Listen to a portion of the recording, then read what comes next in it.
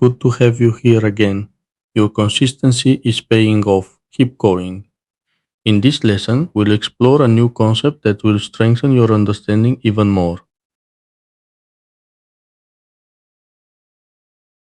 The C++ Beginner Course, Lesson 2.3, Blocks.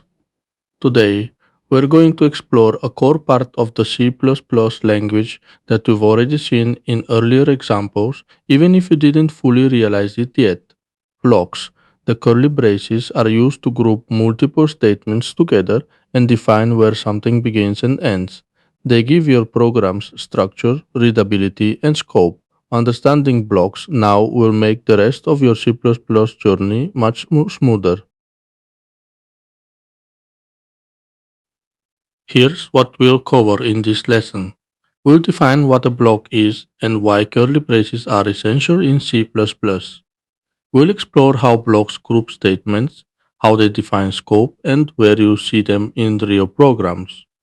Finally, we'll look at common mistakes beginners make when working with blocks. So, what exactly is a block?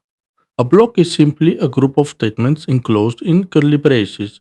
It allows you to treat multiple instructions as a single unit. Blocks are used everywhere in C++, in functions, loops, conditionals, and more.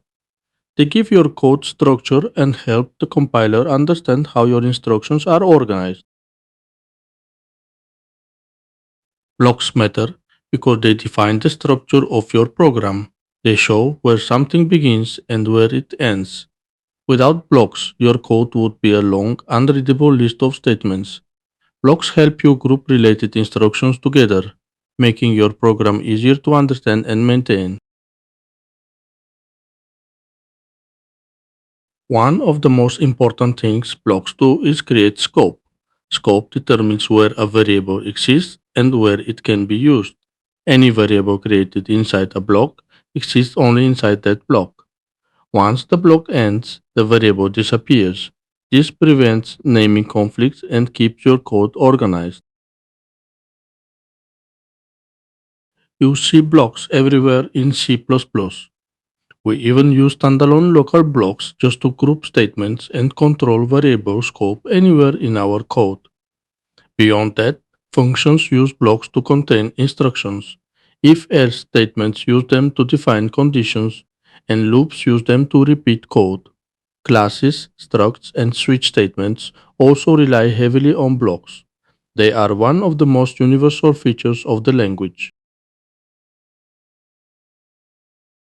Beginners often run into a few common issues with blocks. The most frequent one is forgetting to close a block, which causes errors throughout the program. Another issue is misaligned indentation, which makes code hard to read.